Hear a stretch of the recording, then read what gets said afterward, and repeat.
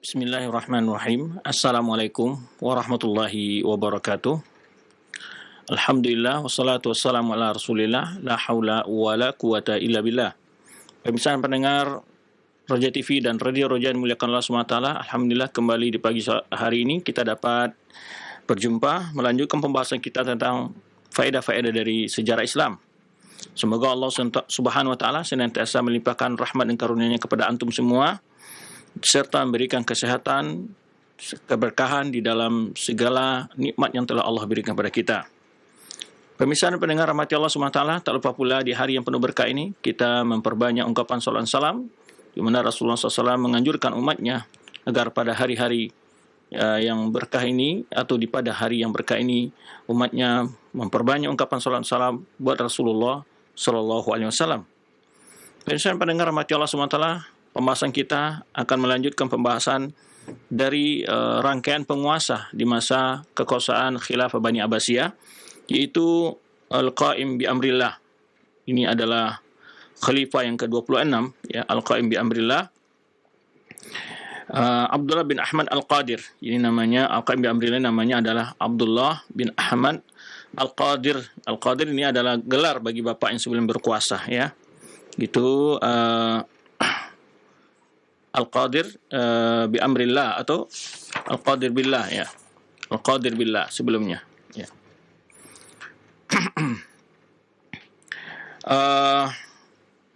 Beliau ini lahir itu di pertengahan bulan Zulqa'dah, itu tahun 391 Hijriah. Ya. Beliau ibunya adalah keturunan Armenia, ya.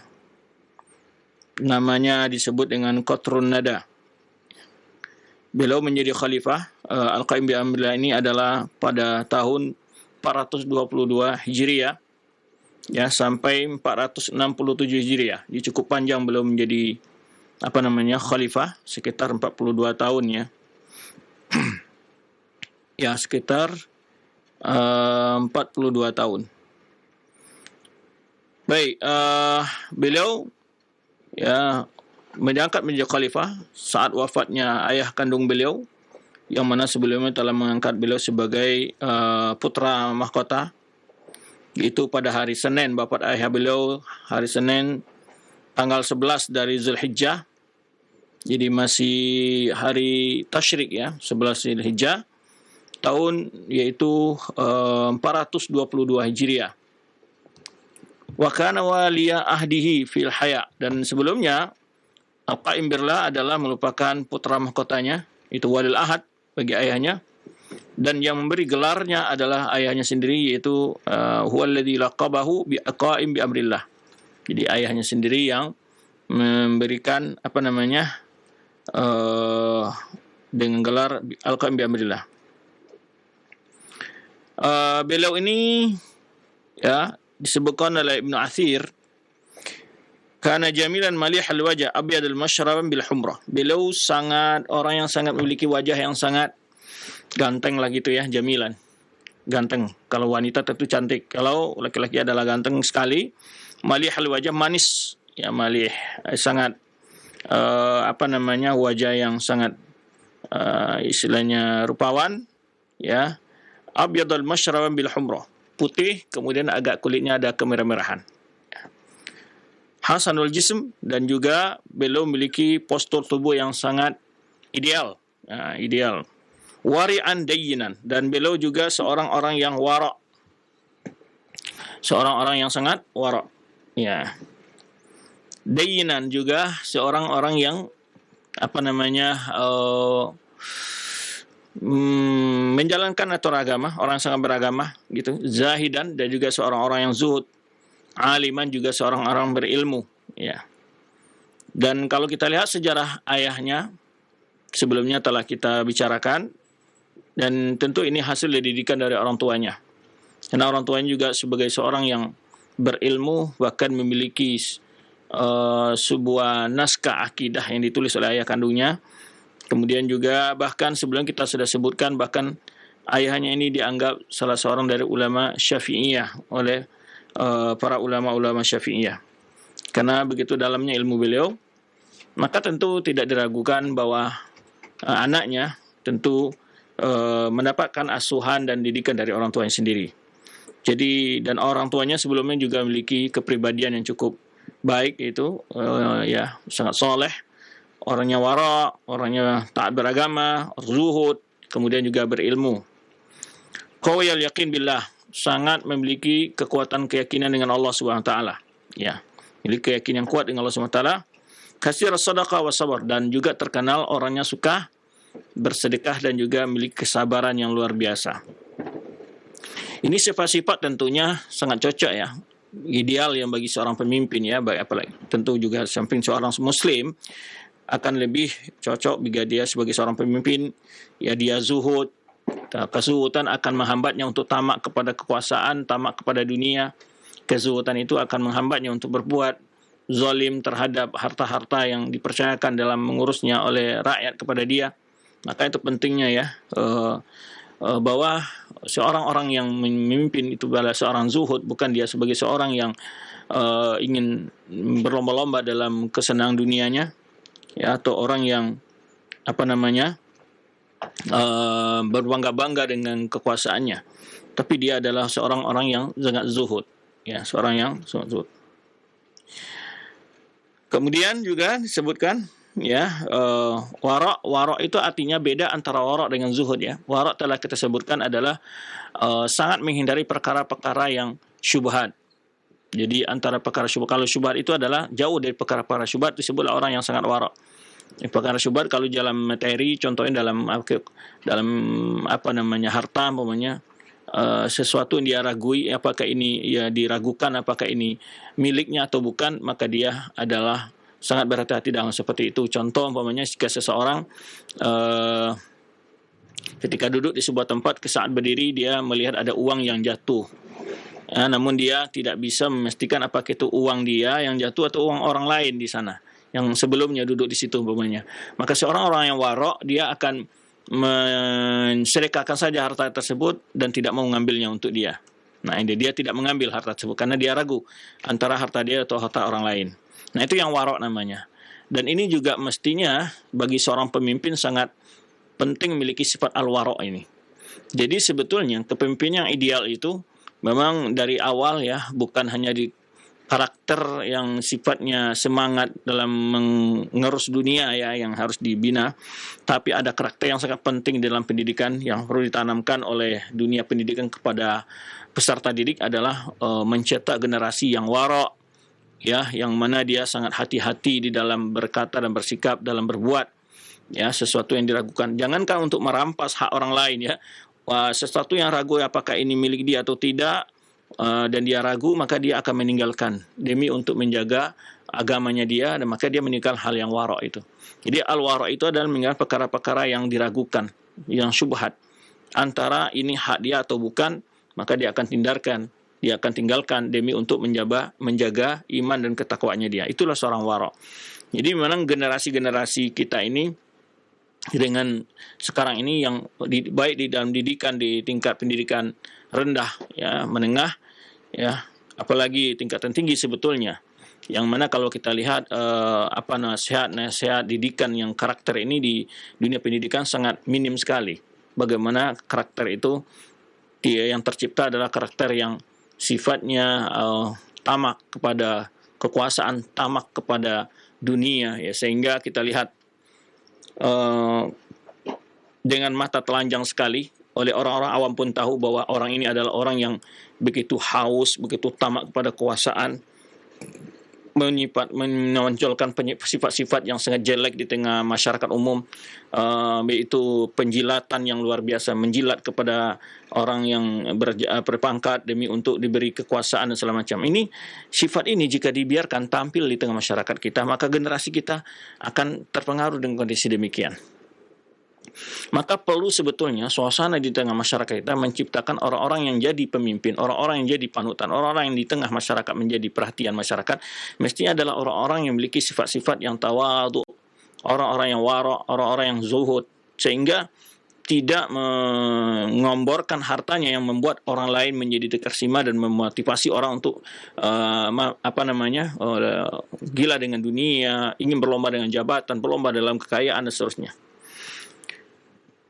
Ini yang perlu dibina dalam generasi kita, karena dia membuat sebetulnya banyak terjadi penyimpangan dalam keuangan negara kita ataupun perbuatan kezaliman di dalam segi pelaksanaan hukum. Itu yang latar belakang kebanyakan adalah kehausan kepada dunia yang luar biasa sebetulnya. Bukan karena mereka butuh, tapi adalah karena keinginan. Jadi keinginan yang berlebihan. Kalau kebutuhan untuk makan dan segala kebutuhan mereka cukup diberikan fasilitasnya secara aturan negara. Tetapi mereka ingin lebih, keinginan yang melebihi daripada kewajaran, dari kebutuhan. Ya, ini yang menyebabkan kadang-kadang dalam kehidupan kita berat, karena kita banyak keinginan, kita banyak punya keinginan. Nah, sedangkan sebetulnya kita tidak butuh. Hal itu tidak butuh sebetulnya untuk kita, dan bahkan tidak ada gunanya kadang-kadang buat kita. Tapi kita ingin memiliki kadang-kadang. Nah, ini yang perlu dibenarkan dalam cara pola berpikir kita. Ini dalam kehidupan kita, dalam berkeluarga, dalam dan juga bermasyarakat, dicontohkan. Ya, kadang-kadang hal itu tidak penting sebetulnya, tapi tetap ingin dimiliki. Ini yang menyebabkan kadang-kadang banyak sekali uang dan rezeki yang Allah berikan tidak kita pergunakan pada tempat yang layak dan pada tempat yang semestinya. Ini yang perlu dibina. Jadi mental mensifati kewaraan, orang yang zuhud, ya. Zuhud artinya bukan berarti meninggalkan dunia. Ya, artinya adalah orang yang tidak gila-gila dunia, yang tidak tergila kepada dunia, yang tidak menjadikan dunia sebagai tujuan. Tapi bukan berarti orang yang meninggalkan dunia. Ya, bahkan zuhud itu adalah orang yang memiliki dunia, tapi dunia itu tidak membuat dia silau, membuat dia sombong, membuat dia terlena dari menjalankan aturan-aturan agamanya. Itu bukan berarti di sini adalah menyuruh orang tidak tidak berusaha, bukan berarti demikian. Bukan zuhud bukan artinya tidak berusaha, bukan arti tidak bekerja. Ya, ini jangan disalah pahami zuhud itu. Zuhud itu adalah orang yang kerja keras, yang memiliki berbagai kemampuan, namun dia tidak membanggakan, tidak memperlihatkan kekayaan kepada orang lain. Artinya dia memakai kekayaan itu secukup keperluan dia. Ya, selisanya digunakan untuk kesejahteraan, untuk membantu orang lain, untuk mendukung kegiatan-kegiatan dakwah segala macamnya. Itu pengertian zuhud, bukan berarti zuhud adalah meninggalkan usaha. Ini jangan sampai salah paham seperti itu. Karena memang ada praktek di sebagian orang-orang suatu aliran dalam Islam itu disebut dengan seperti orang-orang menamakan diri mereka sebagai orang sufi. Kadang-kadang dia mendoktrin pengikut-pengikutnya seakan-akan dunia ini tidak perlu dipikirkan. Artinya tidak perlu berusaha, tunggu saja rezeki itu dari Allah. Ya, ini bukan artinya tidak demikian makna zuhud, dan juga bukan demikian makna tawakal. Karena tawakal yang benar dalam agama itu adalah setelah bekerja keras, setelah melakukan upaya yang maksimal, baru kita serahkan hasil kepada Allah, baru kita gantungkan semuanya kepada Allah. Karena semua hasil dari segala usaha dan upaya kita itu tetap berada di tangan Allah Subhanahu Wa Taala. Walaupun kita berusaha maksimal, belum tentu hal itu bisa kita raih apa yang telah kita usahakan tersebut. Nah, ini karena ini yang perlu diketahui oleh kita, karena banyak sekali orang-orang yang kadang-kadang salah persepsi dalam memahami kata-kata warok, kata-kata zuhud, ya. Baik. Kemudian memiliki keyakinan yang kokoh kepada Allah. Ini di antara sifat beliau. Disebutkan para ulama, baik ulama-ulama yang seperti dinukilkan oleh Suyuti dalam kitab beliau Tarikh Khulafa, dan juga Imam Ibnu Katsir dalam Bidayah wa Nihayah, beliau menyebutkan tentang sifat yang mulia ini bagi al-qaim bi amrillah. Kemudian juga kasih sorokoh. Nah, kalau kita lihat dalam sejarah Islam, ya, dalam pemimpin-pemimpin sejarah Islam yang sebelumnya, kita akan kagum-kagum ya melihat bagaimana penguasa-penguasa Islam itu dulu adalah orang yang suka menghamburkan uang untuk membantu masyarakatnya. Kita lihat, ya, itu luar biasa. Nah, itu akan terlihat jelas di dalam sepanjang kekuasaan Islam itu. Dia orang yang khalifah itu adalah orang yang memang karena dia memang memiliki harta yang banyak juga, ya, ada peluang untuk memiliki hal itu, dan harta-harta negara pun diatur penggunaannya oleh dia untuk kesejahteraan masyarakat, terutamanya adalah pelayanan masalah sosial masyarakat dan sosial keagamaannya umpamanya. Nah, ini kita akan melihat bagaimana Sulaikha, salah seorang istri khalifah. Kemudian sebelumnya juga pernah kita ceritakan bagaimana seorang istri khalifah di mana menyumbangkan hartanya untuk kesejahteraan rakyatnya. Berbeda dengan sebagian atau istri-istri penguasa akhir zaman, maka ini barangkali karakter para wanita-wanita yang menjadi pendamping para pejabat itu mesti juga dibentuk, sehingga dia tidak mendorong suaminya untuk berbuat sesuatu yang tidak dibolehkan secara hukum dalam menggunakan anggaran-anggaran yang telah ditentukan. Kadang-kadang sebetulnya yang banyak mendesak sebagian jatuhnya ke korupsi ini, barangkali para peneliti perlu meneliti ini pengaruh istri terhadap terjadi korupsi di tengah lembaga negara. Ini perlu juga diteliti menurut saya gitu. Karena kadang-kadang yang membuat jatuhnya pejabat ke dalam tindakan pidana korupsi kadang-kadang adalah berawal dari kemauan dan keinginan keluarga yang besar untuk memiliki kebutuhan yang luar biasa, rumah, istan, villa, segala macam, keinginan dijadikan sebagai peluang oleh mereka untuk menumpuk dan menikmati berbagai fasilitas kemewahan itu. Nah, ini perlu juga mental para istri-istri, para pejabat, para istri penguasa, itu perlu dididik mereka. Jadi kalau kita lihat mungkin jarang istri-istri para pejabat ada mungkin yang memiliki pengajian di rumahnya, diundang ustadz sekali seminggu umpamanya, diajak umpamanya para bawahannya ada kajian untuk lembaga yang dipimpin oleh suaminya, diadakan kajian membina para istri-istri pegawai itu agar dia bagaimana menghormati, melayani suaminya ketika berangkat kerja segala macamnya. Nah, ini barangkali perlu juga dibangun, tidak hanya kita fokus kepada pejabat yang harus dibina, tapi sebetulnya keluarga mereka, istri mereka sebagai penggerak di belakang itu perlu juga kadang-kadang untuk kita bina mereka dan kita bentuk karakter mereka menjadi wanita-wanita solihah, wanita-wanita yang selalu mengingatkan suaminya untuk mencari yang halal dan seterusnya.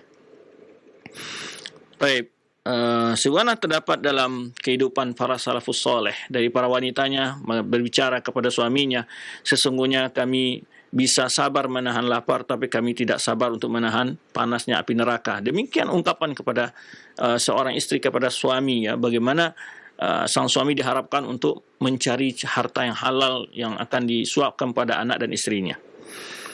Nah, ini penting Jadi kalau kita lihat faedah-faedahnya yang kalau umpamanya diteliti bagaimana sumbangan-sumbangan yang luar biasa dilakukan oleh penguasa Islam, oleh para khalifah kepada rakyatnya itu cukup luar biasa. Tidak terhingga mereka selalu memberikan bantuan-bantuan baik dalam fasilitas yang sifatnya pembangunan sosial maupun untuk pembangunan dakwah. Baik. Lahu inayatul bil adab, dan dia juga orang yang punya perhatian al-qaim bil amri dengan untuk belajar adab. Adab itu adalah semacam peribahasa yang sangat memiliki arti yang dalam sebetulnya. Orang yang berbicara juga dalam bahasa-bahasa penuh hikmah. Maka ini pendidikan juga bagus. Itu diberikan pendidikan adab, karena dari adab itu akan membuat perasaan dan tingkah laku orang halus biasanya. Wa marwatun hasanah bil kitabah, dan juga dia orang yang mengerti masalah menulis, mu'asir al-adl wal ihsan wal qada' il hawaij. Nah, di antaranya juga orang yang sangat peduli dengan keadilan dan membantu orang-orang yang membutuhkan, kaum papa, kaum miskin, fuqara. Nah, jadi sangat memperhatikan keadilan dan juga sangat peduli dengan membantu para fuqara dan kaum miskin, wa hawaij, wa qada' al hawaij. Jadi sebenarnya kalau kita lihat ini bercerita dari pengalaman yang disaksikan pribadi sendiri, baik saat Ramadan itu, di mana di setiap kediaman amir itu biasanya akan ada panitia khusus, baik untuk menyalurkan zakatnya atau menyalurkan dana sosial yang sifatnya sedekah, umpamanya infak. Itu ada panitia khusus di kediaman amir ya, di salah satu negara lah. Nah, kemudian nanti akan ada juga sumbangan-sumbangan dari amir itu untuk para penuntut ilmu. Ya, mungkin di majelis syekh ini nanti akan dikasih hadiah sekian ribu, dolar pokoknya, ataupun kemudian dibagi oleh syekh itu kepada para penuntut ilmu hadiah setiap tahunnya. Luar biasa sebetulnya. Maka senang ya melihat bagaimana kalau memang seorang penguasa tadi motivasinya adalah untuk berkhidmah kepada agama dan memajukan negaranya sendiri. Jadi luar biasa perhatiannya begitu. Banyak sekali momen-momen biasanya jika kita di sana gitu ya, satu negara yang peduli dengan Islam itu luar biasa. Banyak sekali momen-momen kepedulian ditunjukkan oleh seorang penguasa kepada penuntut ilmu, kepada para ulama ya. Luar biasa. Nah, juga bantuan-bantuan sosial lainnya biasanya, dan itu memotivasi. Jadi pengaruh ini seorang pemimpin buat demikian, itu mempengaruhi para orang-orang yang asari, orang-orang yang memiliki harta banyak. Orang-orang kaya pun terinspirasi, termotivasi dengan sikap itu, sehingga di sebuah negara tersebut ya itu luar biasa. Kalau di bulan-bulan saat apalagi bulan Ramadan itu orang-orang kaya itu berlomba-lomba memberikan berbagai sumbangan kepada fakir miskin. Jadi memang terasa bagaimana kehidupan saling perhatian itu di komunitas-komunitas yang mereka terbentuk dengan karakter yang bagus dalam pengetahuan agamanya dan sosialnya. Sebetulnya apa yang diceritakan di dalam sejarah Islam tentang hal ini juga tidak asing ya bagi sebagian pemimpin kaum muslimin ya. Sebetulnya ya, karena kita menyaksikan bagaimana perhatian para amir itu dalam memberikan bantuan-bantuan kepada penuntut ilmu, kepada masyarakatnya. Demikian pula perhatian orang-orang kaya yang memiliki harta itu, dan demikian juga. Jadi saling berlomba mereka untuk mendukung ya kegiatan-kegiatan yang sifatnya mendorong semangat para pemudanya menuntut ilmu untuk berbuat terbaik bagi umatnya. Nah, ini kita katakan bahwa pengaruh tauladan dari seorang pemimpin itu sangat mempengaruhi rakyatnya. Jadi para pengusaha, para hartawan, jadi tujuannya tidak menempuh harta saja. Ya, dan tujuan juga ketika dia membuka lapangan kerja tidak hanya untuk sekedar ingin mencari keuntungan, tapi ingin membuka lapangan kerja dengan sebaik-baiknya dan membantu orang-orang yang susah mendapat pekerjaan. Itu motivasi-motivasi yang banyak kadang-kadang di sebagian negara-negara Islam ya, yang mereka di sana lepas dari yang jauh dari mental istilahnya kapitalisme gitu. Jauh dari mental kapitalisme, tapi yang ada adalah mengambil keuntungan secukupnya dengan untuk operasional perusahaan segala macam, kemudian gaji yang diberikan kepada para karyawannya cukup layak begitu, sehingga tidak ada rasa pemerasan, tidak ada rasa pemaksaan di antara yang memiliki usaha dengan pekerjanya. Nah, ini pengaruh dari apa yang saya sebutkan di sini adalah pengaruh dari tauladan seorang pemimpin. Kemudian la yara al-mana' min syai'in tuliba minhu, dan dia adalah kalau ada orang minta dia tidak melihat untuk menghambat ya. La yara al-mana' min syai'in tuliba minhu. Dia tidak berpandangan melarang sesuatu yang diminta darinya. Jadi kadang-kadang kalau ada orang meminta atau sesuatu yang diminta, dia sulit untuk menolak, istilahnya itulah sifatnya dari seorang amir ini, dari seorang khalifah ini, itu al-qamirlah. Jadi sulit untuk menolak jika ada orang meminta kepadanya.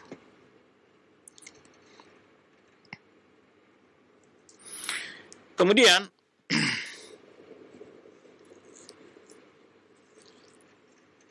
Disebutkan di sini karena Abul Haris Arsalan Turki Al-Basasiri ahadu mawali bani Ubuwaihi qad tagha hatta khafahu an-nas jami'an.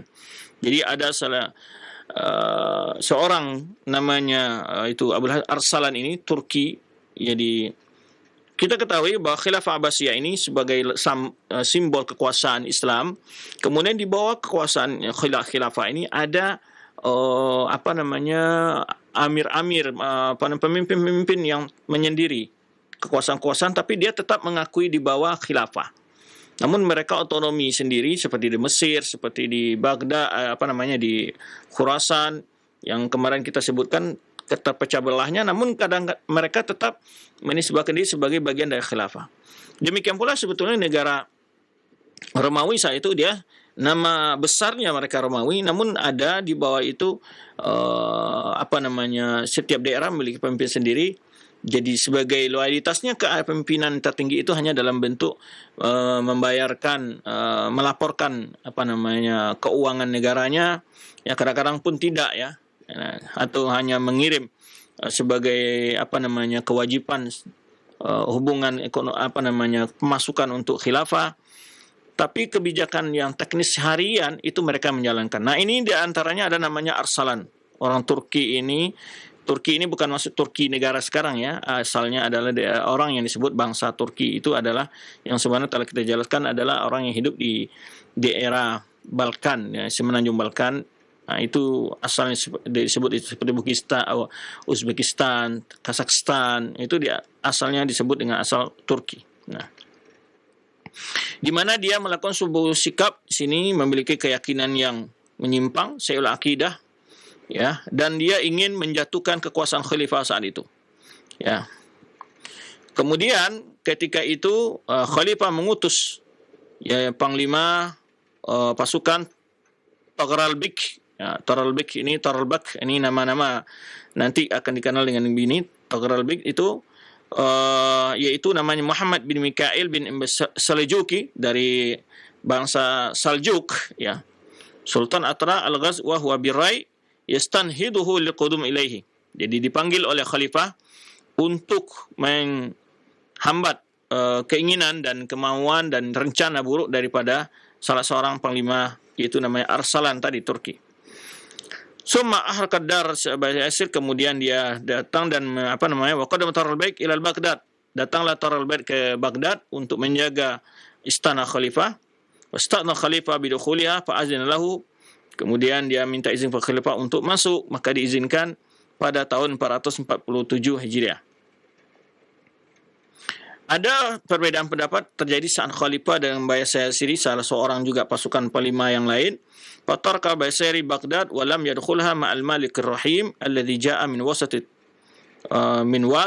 wa talaba khalifah minhu ay yakhda'a li Taghralbik. Jadi karena ada perbedaan pendapat antara Basasiri, ya ini nama salah seorang ini, ya, dengan khalifah ada perbedaan pendapat tersebut sehingga terjadi kerenggangan hubungan, maka akhirnya Basasi seorang panglima itu meninggalkan Baghdad dan tidak mau datang ke rumah khalifah menemui khalifah. Taib. Dan saat itulah khalifah mengatakan dia harus berada di bawah kepemimpinan tunduk atas aturan Taghralbik. Ya. Taghralbik ya. Kemudian ini wattajaha Basi ila rahbah wa mana'at bid'atan hayya 'alal khairil amal fil adzan. Kemudian Basari ini pindah kepada suatu daerah namanya Ar-Rahbah, kemudian di sana dilarang menambahkan lafaz azan yang dipakai oleh orang-orang Syiah Rafidhah yang sampai hari ini kalau antum dengar azan dan negeri Iran itu setelah mereka menghayal al-falah itu ada namanya hayya 'ala khairil amal. Ini satu bid'ah yang mereka ingin beda dari kaum muslimin semua, ya, menambahkan lafaz hayya 'ala khairil amal. Itu dilarang oleh.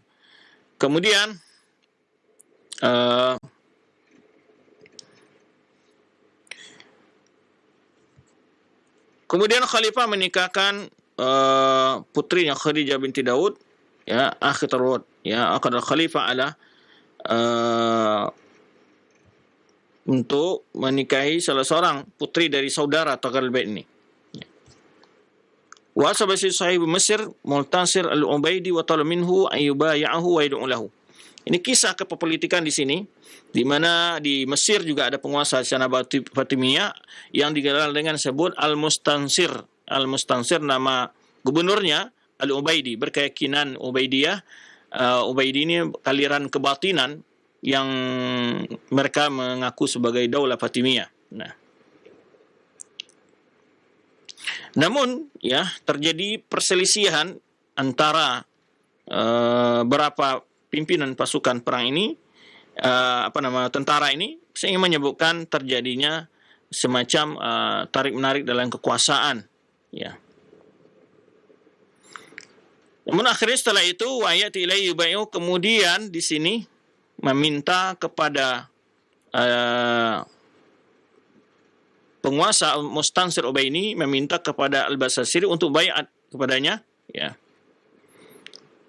Kemudian wa ayyamdahu huwa bil jundi wal amwal, akan membantu, ya, dengan jika dia mau berbaiat dengan pasukan dan juga harta. Kemudian dengan syarat dia mau datang ke Mesir untuk membaiat Al-Mustansir Al-Ubaidi ini. Baik. Tetapi Al-Mustansir ini kepada Al-Basasiri tidak yakin dengan kepercayaan yang penuh kepada dia, ya. Sehingga hanya cukup membantu dengan di pasukan dari Syam dan tidak memberikan harta. Ketika itu nafsihi qatamaka Basiri min iqa'i baina taral baik wa baina akhihi li ummihi Ibrahimna.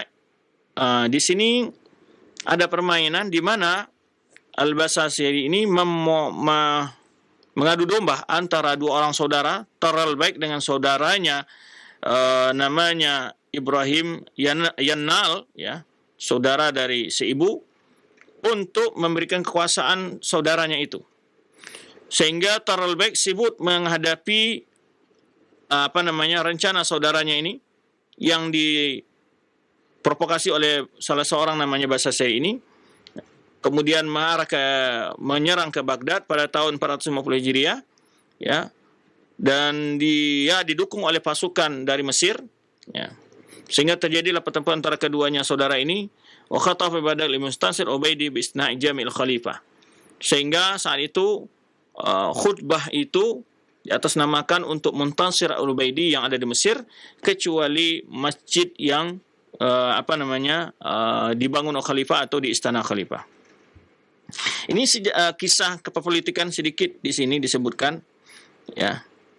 Tetapi ringkasnya di dalam kekuasaan politik di sini, antara Taral Baik sebagai panglima yang dipercayakan oleh khalifah, kemudian juga di antara panglima-panglima bawahan bagian dari imarah-imarah yang lain, itu terjadi saling merebut wilayah dan kekuasaan. Ini yang dari akhir-akhir kekuasaan Bani Abbasiyah ini kegoncangan dari sisi politiknya. Nah, ini yang menyebabkan nanti peluang bagi bangsa Mongol ataupun bangsa-bangsa lain untuk mengadu domba di antara kekuatan-kekuatan di setiap daerah-daerah itu, sehingga terjadilah persilangan antara bangsa Seljukia ini dari bangsa dan bangsa Atrak tadi, kemudian Buwayhiyin, ya. Nah, kemudian, ya, di antaranya juga di dalam kekuasaan itu sudah mulai masuk kekuatan-kekuatan Syiah, Tasyayyu', Rafidhah ini, sehingga pada suatu Al-Basasir ini, salah seorang pemimpin ini, melakukan pembersihan, yaitu maka dia memecat di antaranya wazir khalifah, menteri dari khalifah yang bernama Ibnu Maslamah, ya, yang mana dia membenci orang-orang Buwayhin, ya. Buwayhin dia tidak senang yang pro kepada orang-orang Syiah, termasuk adalah Bani Fatimiyah yang ada di Mesir. Kemudian wasalathum bil Ubaidiyin fi Mesir. Ini disebutkan di sini, mereka menjalin hubungan orang-orang Syiah yang ada di Baghdad dengan Syiah yang ada di Mesir, karena Bani Fatimiyah itu adalah Syiah juga, tetapi dalam aliran sekte lain yaitu Al-Batiniyah. Ketika dalam perselisihan Taghralbaik dengan saudaranya Ibrahim, ya, dapat mengalahkan pasukan saudaranya, maka dari itu dia fokus Taghralbaik ini untuk menghadapi Al-Basasiri, ya, kembali untuk menyerang ke Baghdad pada tahun 451 Hijriah. Baik, kemudian ketika itu pasukan Al-Basasiri dapat ditaklukkan oleh Taghralbaik, maka khalifah pun bisa dikembalikan karena Al-Basasiri ini berkeinginan untuk mencaplok dan ingin merebut menjatuhkan khilafah Bani Abbasiyah. Dan ini yang dijaga oleh Taghralbaik, ya. Akhirnya khalifah kembali lagi ke istananya. Walam yanam ba'da illa ala firasil musallahu. Di antara di mana disebutkan ceritanya khalifah ini setelah dia kembali lagi ke istananya, diceritakan bahwa dia tidak tidur kecuali di atas tikar solatnya. Walazimas siyam wal qiyam. Ini bukti ketakwaan dari khalifah ini, dan dia selalu puasa dan qiyamul lail. Wa afa an kulli man azahu, dan dia memaafkan dari pasukan Al-Basasiri orang-orang yang telah berbuat ingin mengkudeta atau ingin menjatuhkan beliau. Beliau memaafkan seolah orang-orang yang pernah menjadi lawan beliau dan lawan politik beliau, ya, orang yang pernah menyakiti beliau dimaafkan semua, ya. Kemudian walam yastatid syai'an mimma nahaba min qasri illa bithaman, ya. Dan kan tadi ketika pasukan Al-Basasiri mengepung istana khalifah dan dia sempat khalifah keluar lari, dan kemudian berbagai perabot dari ataupun barang-barang yang ada di istana itu dirampas oleh pasukan yang ingin menjatuhkan khalifah tadi, pasukan di bawah Al-Basasiri. Nah, ketika itu kan khalifah bisa diselamatkan, kemudian berbagai barang-barang yang ada di istana itu dirampas oleh mereka. Nah, setelah kembali lagi istana itu dikembalikan lagi, khalifah kembali ke istananya, itu rumahnya, istananya banyak yang hilang dan banyak yang diambil, tapi khalifah tidak pernah menuntut untuk dikembalikan. Dan orang yang ingin mengembalikan beliau bayar. Nah, subhanallah, beliau bayar. Karena barang-barang yang di istana itu pasti barang-barang yang warisan dari khalifah-khalifah sebelumnya, pasti yang antik-antik, mahal begitu kan. Tetapi beliau memaafkan semua orang yang telah berbuat demikian, dan beliau tidak meminta sesuatu yang diambil dari istana, ya, untuk dikembalikan kecuali dengan dibayar. Ya. Dan dia berkata, wa qala hadhil asya ihtasabnaha indallah. Jadi kata dia, semua yang kerugian-kerugian ini, beliau katakan insyaallah itu akan kita harap Allah yang akan membalas, Allah yang akan mengganti. Jadi akhlak yang ini di mana terdapat baiknya akhlak seperti ini?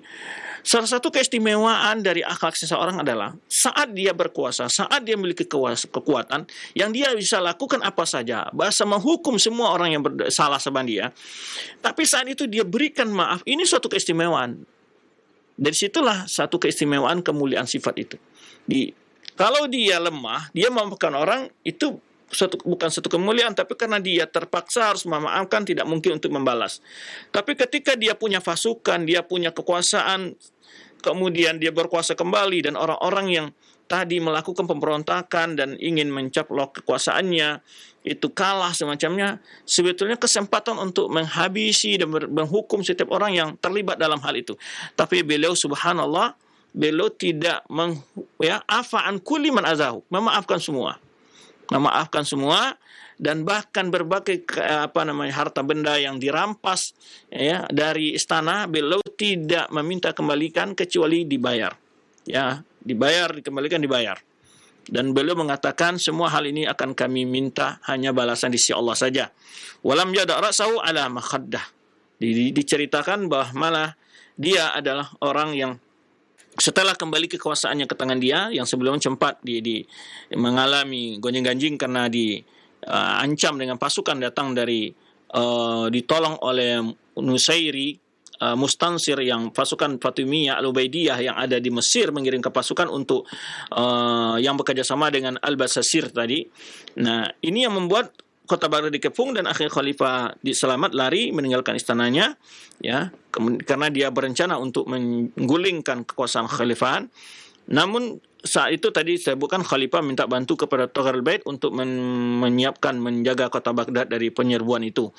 Dan kemudian dalam waktu yang sama taktiknya Al-Basasir tadi adalah membuat bagaimana Tughril Bait ini tidak bisa fokus untuk menjaga Baghdad, tapi dibuat lawan baru, yaitu dia adu domba dengan saudara seibunya, dan di mana Basasir ini menjanjikan jika dia menang, ya, bahwa kekuasaan akan diberikan kepada saudara Tughril Bait kalau dia mampu menghadapi Tughril Bait ini. Jadi begitu, dia ingin memfokuskan Tughril Bait untuk sibuk dengan saudaranya. Nah, ini taktik yang licik dalam pertempuran, yang kemudian dia ingin masuk dengan tenang, tidak ada pasukan yang menghambat dia ketika mau menyerang khalifah di Baghdad. Teori-teori seperti ini akan berlangsung dalam banyak peristiwa sebetulnya. Maka ini juga, ya, bukan kita mengajarin para pasukan keamanan negara kita, tidak. Ini perlu difokuskan oleh kita. Jadi di mana kadang-kadang kondisi sebuah negara itu diciptakan suasana di mana mereka lupa untuk mewaspadai mengamankan sisi lain dari negara mereka. Maka kadang-kadang jangan sampai kita luput dengan suatu persoalan di dalam negara kita, sementara di sisi lain banyak yang sebetulnya negara kita akan digerogoti oleh kekayaannya oleh negara lain. Ini teori-teori mereka buat, ya. Kalau kita bisa buat, umpamanya, mereka akan sibukkan umat Islam dengan urusan dalam negeri mereka, ya, sehingga negara mereka tidak maju-maju.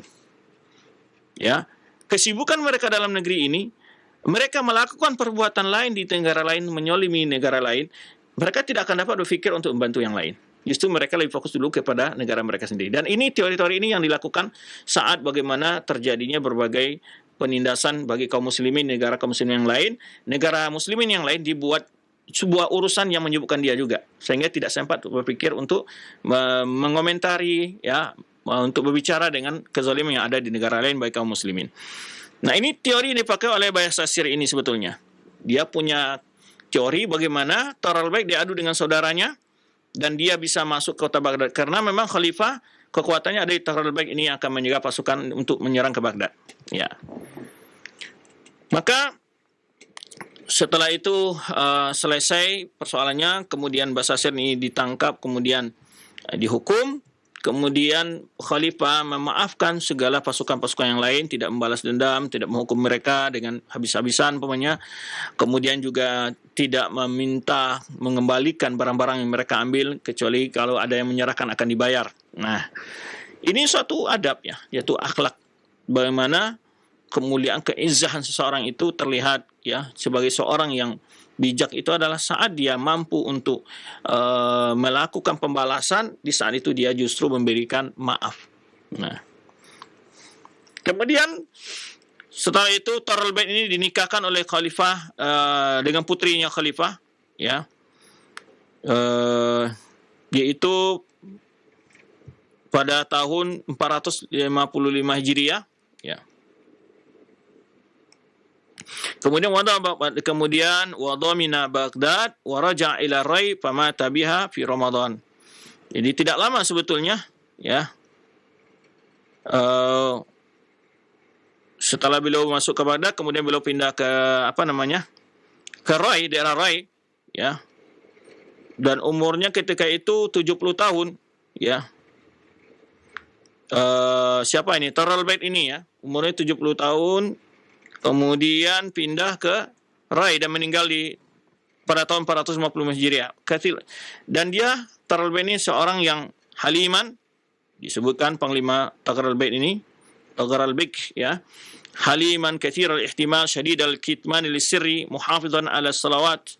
Ini sifat-sifatnya, dia adalah seorang yang lembut, ya, sabar, menanggung berbagai resiko, sangat menjaga kerahasiaan, ya, yang tentu kerahasiaan negara yang dari khalifah, muhafizan ala salawat, menjaga salat, wala saumil isnin wal khamis, menjaga puasa Senin Kamis, wa ala libsil bayat, dan suka memakai pakaian putih, walakum yahu waladun, ya.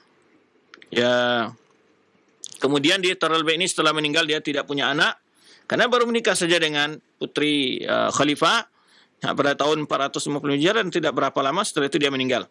Kemudian setelah itu di kekuasaannya dipindahkan kepada anak saudaranya namanya Sulaiman bin Daud, ya. Ghairu anna ibna akhihi ala arsalan qad taghalaba ala akhi Sulaiman. Di Sulaiman ini yang dipercaya setelah Taral Bait sebagai panglima, kemudian rupanya Sulaiman yang tadi menjadi menggantikan pamannya dikalahkan oleh saudaranya sendiri, yaitu Alib Arsalan, ya. Kemudian diserahkanlah kekuasaan kepada Alib Arsalan tersebut, ya, pemimpinan kekuasaannya. Wa tasallam al-hukum wa laqab bi'adud daulah, namanya ad-daulah. Baik. Kemudian setelah itu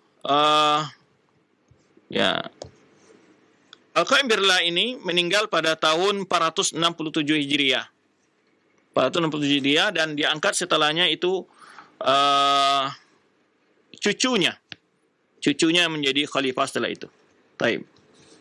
Ini sedikit sejarah bagaimana kekuasaan di masa Al-Qaim bi Amrillah, ya.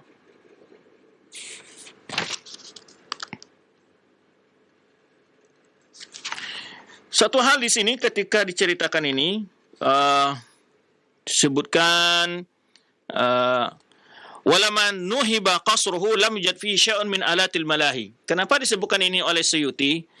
Ketika istana khalifah itu dijarah, tidak ada ditemukan di istana itu alat hiburan. Tidak ada alat musik, tidak ada alat hiburan apa-apa. Kenapa ini disebutkan oleh penulis sejarah? Tentu menunjukkan bahwa bagaimana akhlak dan bagaimana agama seseorang ini. Di rumahnya tidak ditemukan sama sekali, di istana itu tidak ada ditemukan alat-alat hiburan, ya. Hiburan, apakah gambus atau macam-macam, nggak ada ditemukan, menunjukkan bahwa bersihnya istana itu dari perbuatan-perbuatan yang tidak sesuai dengan ajaran agama. Karena memang ma'ruf, ya, di biasanya penguasa-penguasa, sebagian penguasa itu ada yang juga memiliki hiburan di rumahnya, ya. Ada sebagian yang mungkin terlibat minum khamar juga banyak. Dan ini ketika istana itu dijarah, itu tidak ada ditemukan di dalam istana itu alat-alat yang sifatnya hiburan. Nah, ini menunjukkan bahwa beliau ini seorang orang yang sangat soleh, ya. Kemudian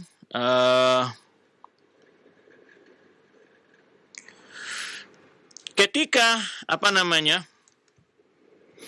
khalifah ini ditangkap oleh Basasir tadi, kan ketika dia menyerang ke Baghdad, khalifah kan tempat ditangkap di sini sebutkan. Kemudian dia menulis surat khalifah ini, yang itu digantungkan di Ka'bah. Isinya apa? Ilallahil azim minal miskin abdihi. Kepada Allah yang maha agung dari hambanya yang miskin, ya, hambanya yang miskin, ya. Allahumma innakal alimu bisarair. Ya Allah, engkau tahu dengan segala simpanan rahasia.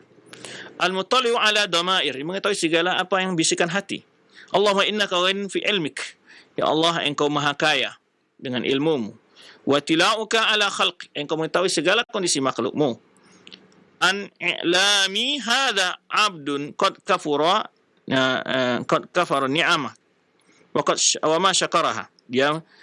Saya beritahu inilah hambamu yang mungkin kufur terhadap nikmatmu dan tidak mensyukurinya. Wa awaqib wa ma dzakaraha, dan dia lupa tetap berbagai risiko-risiko hukuman, azab terhadap dosa, dan tidak ingat itu, ya. Atghahu hilmuk, maksudnya apa? Membuat dia melakukan dosa karena berharap keampunan, ya, kelembutanmu, maksudnya hatta ta'adda alaina baghyan, ya, sampai dia melewati batas pada kami. Wa asa ilaina utuwan wa adwan. Dia telah melakukan kezaliman yang luar biasa. Allah makalla nasir, ya Allah telah sedikitnya orang yang mau membantu. Wa ta'zaz zalim, telah semena-menanya orang kezaliman. Wa anta mutta'lil alim, dan engkau maha melihat dan menyaksikan. Al-munsib al-hakim, yang maha adil. Ya, biha natazu alaihi. Kami mohon ya kekuasaan, untuk kekuatan hanya kami mohon kepadamu, kekuatanmu atasnya. Wa ilaika nahrubu, kepadamu lah engkau mengadu. Kepadamu lah kami mengadu, ya. Kepadamu lah kami mengadu min baini yadayhi, ya, di hadapannya. Faqad ta'azzaza alaina bil makhluqin. Mereka berkuasa semena-mena di atas kami. Wa nahnu na'tazu bika, kami justru akan memiliki kekuatan denganmu. Faqad hakamnahu ilaik, kami serahkan hukumannya kepada engkau ya Allah. Wa tawakkalna fi insafina minhu alaik, kami serahkan keadilan, ya, balasan tuntutan keadilan kepadamu. Wa rafa'na zalamatana hadhi ila haramik, dan kami telah melaporkan, telah menjelaskan kezaliman yang kami alami kepada negerimu yang suci. Wasaqna fi kashfiha bikaramik, dan kami yakin dengan bahwa kezaliman ini akan diangkat dari kami dengan kemuliaanmu ya Allah. Fahkum bainana bil haqq, ya Allah beri keputusan antara kami dengan benar. Wa anta khairul hakimin, dan engkau adalah pemberi hukum yang sangat adil. Nah, kemudian pada tahun 428, ini disebutkan, ini kisah-kisah panjang. Yang terakhir tadi sudah sebutkan, sebetulnya banyak kisah-kisah disebutkan dalam pemerintahannya, ya, oleh yang diringkas oleh Imam Suyuti dalam kitab Tarikh Khulafa'nya. Tadi sudah disebutkan pada tahun 467 Hijriah, Al-Qayyim bi'Allah, pada malam Khamis, malam 13 Sya'ban, tanggal 13 bulan Sya'ban, ya, tanggal 13 bulan Sya'ban. Wa dzalika annahu tafassada wa nama. Jadi dia berobat menggunakan fasdu. Fasdu ma'ruf, ya, menggunakan fasdu, yaitu mengeluarkan darah kotor melalui salah satu urat, fasdu. Kemudian beliau tidur. Nah, saat itu fanhalla maudhi'il fasd, rupanya tempat fasdu itu, ya, lepas dan membuat darahnya keluar. Terus wakhraj dam katsir, keluar darahnya banyak, dia tidur. Fa istayqadha wa qad inhalat quwwatuhu, dan ketika bangun sudah lemas, darah banyak keluar. Wa talaba hafidahu walil ahad, ya, maka dia panggil cucunya yang menjadi putra mahkota untuk menggantikan sebagai penguasa. Wa wasahu, dan dia berwasiat, kemudian dia wafat, ya, dan masa khalifahnya adalah sekitar 45 tahun. Masa khalifahnya sekitar 45 tahun. Nah, inilah kekuasaan Al-Qaim bi amrillah.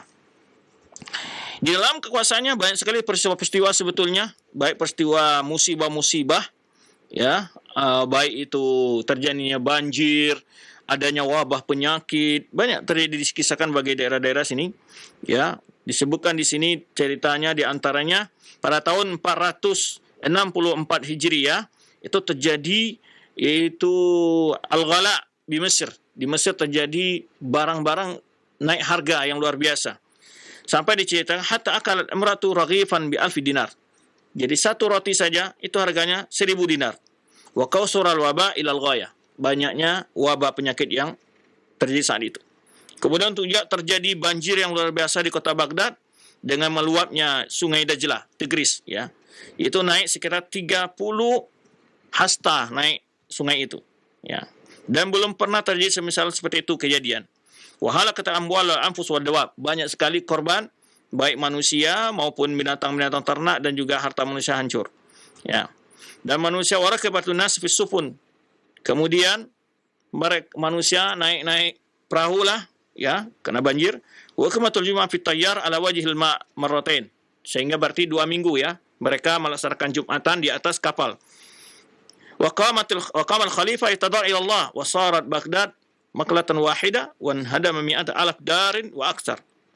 Di mana khalifah tadarru ila Allah. Ini sifat seorang pemimpin, ya, mengadu kepada Allah, memohon kepada Allah, berdoa kepada Allah, ya, sehingga diceritakan pada tahun tersebut, yaitu runtuh rumah bangunan sekitar 100.000, ya, bangunan yang roboh.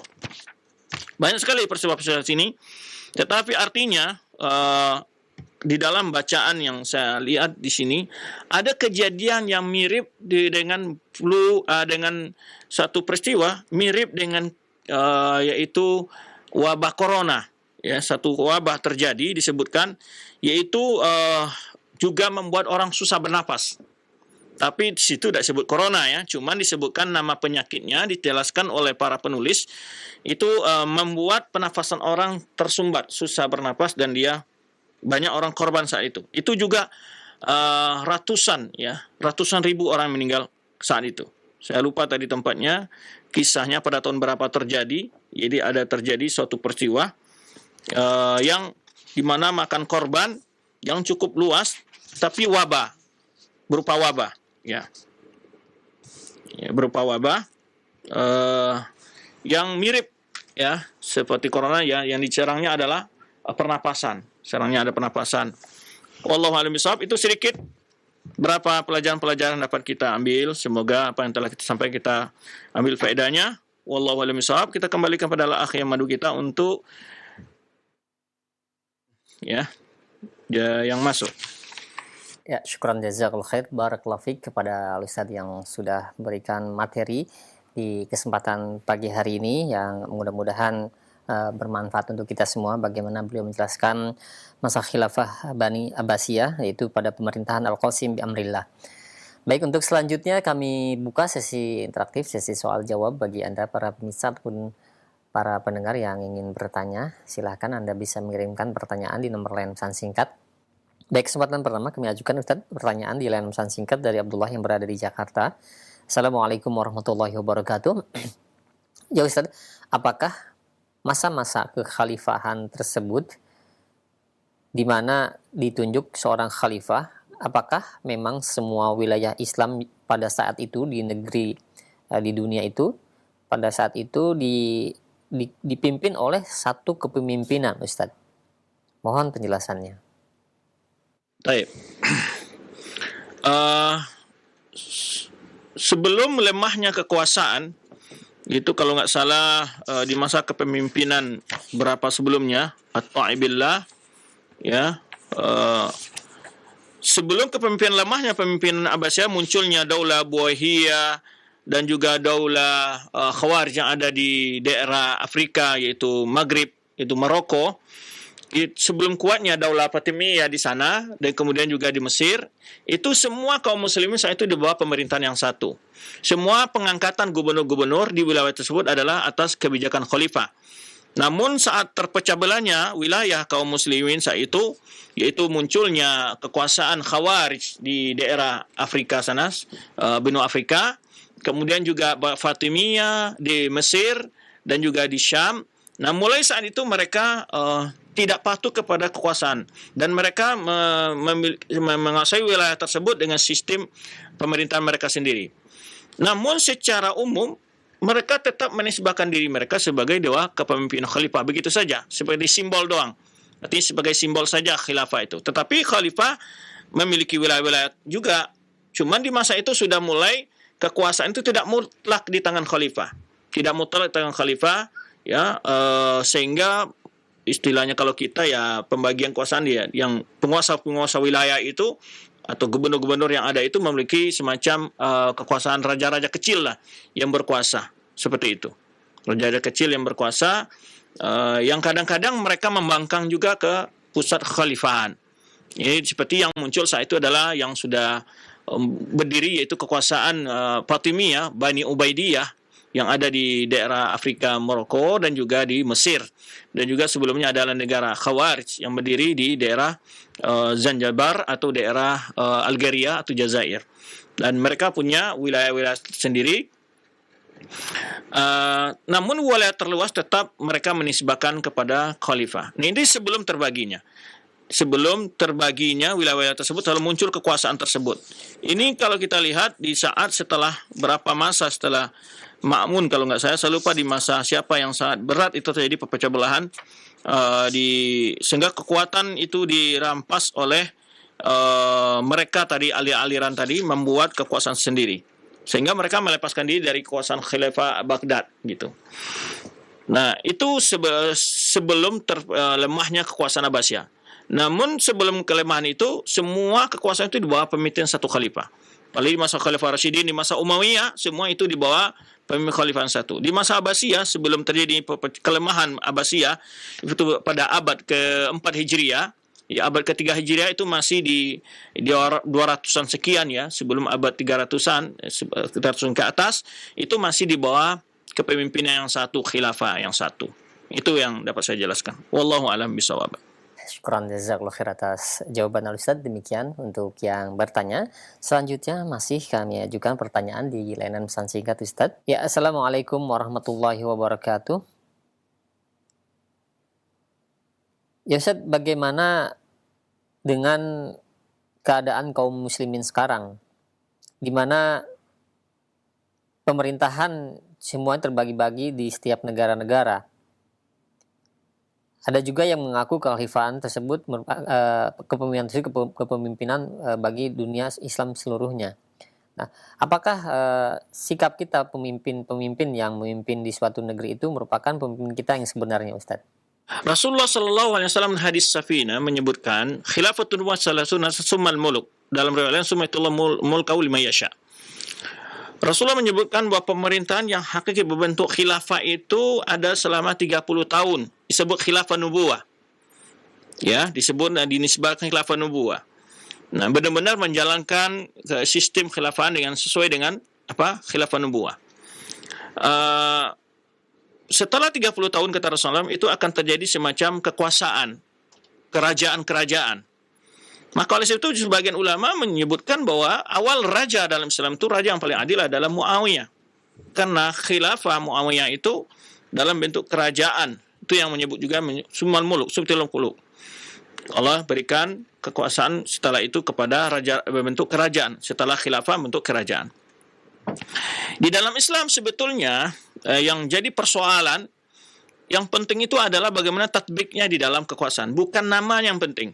Kalau tidak nama khilafah berarti tidak wajib taat, bukan begitu. Tapi tatbiknya yang penting, maknanya itu. Karena istilah-istilah ini akan memiliki pemahaman yang berbeda antara orang ke orang lain. Kalau kita lihat di masa kekuasaan Bani Umayyah, semua ulama taat kepada pemimpinnya. Ya.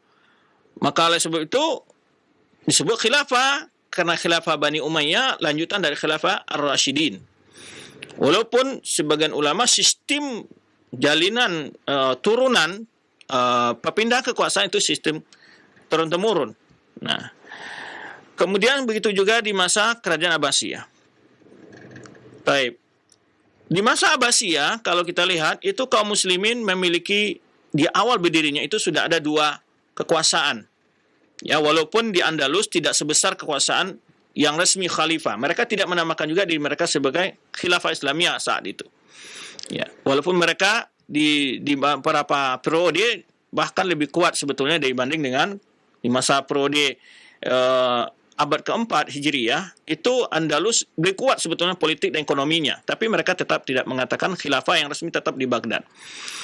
Para ulama yang hidup di masa ini tetap mengatakan pemimpin yang ada di Andalus wajib ditaati oleh rakyat yang ada di Andalus. Pemimpin yang khilafah Islamiyah mereka tetap wajib taat kepada pemimpin khilafah Islamiyah yang ada di Baghdad. Jadi, maka oleh sebab itu masing-masing yang hidup di wilayah tersebut, wakil pemimpin wilayah tersebut, mereka taat kepada pemimpin wilayahnya.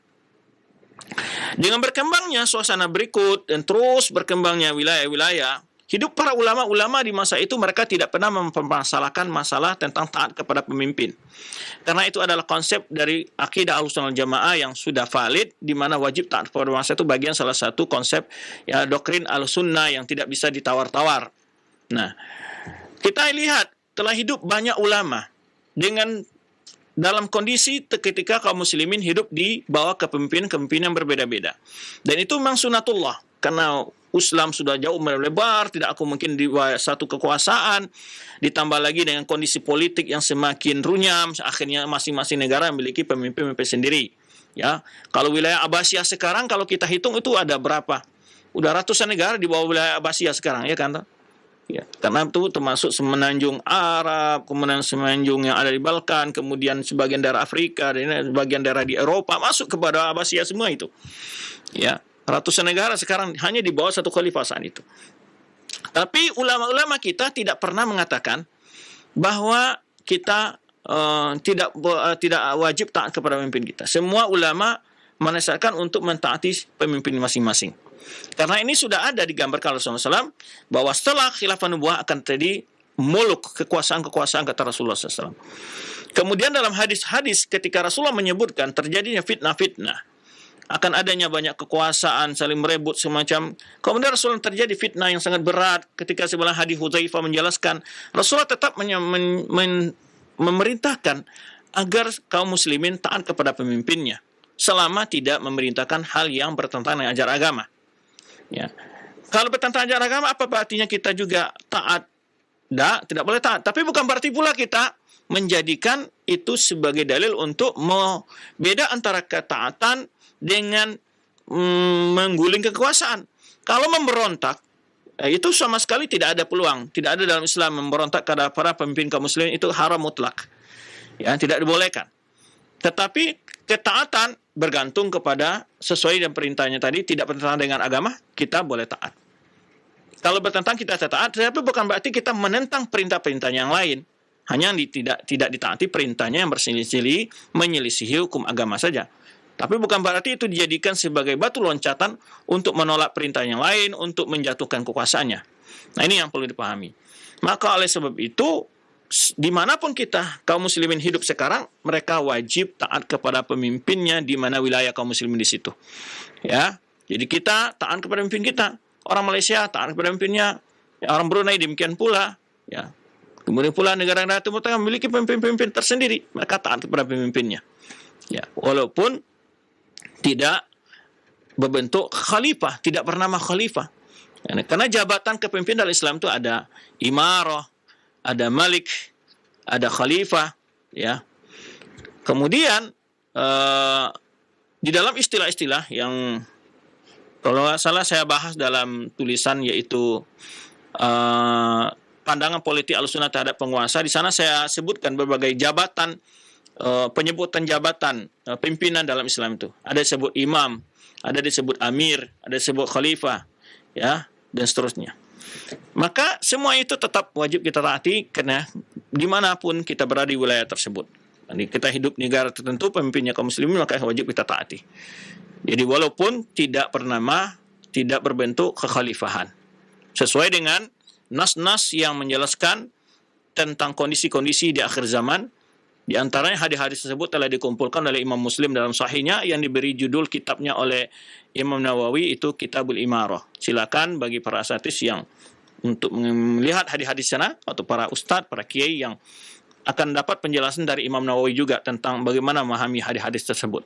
Wallahu a'lam bishawab. Nah, baik, syukran jazakallahu khair atas jawaban Ustaz. Demikian, dan pertanyaan tadi merupakan pertanyaan terakhir Ustaz di kesempatan pagi menjelang siang ini. Mungkin ada kesimpulan yang dapat disampaikan untuk para pemerhati roja sekalian. Nah, silakan Ustaz.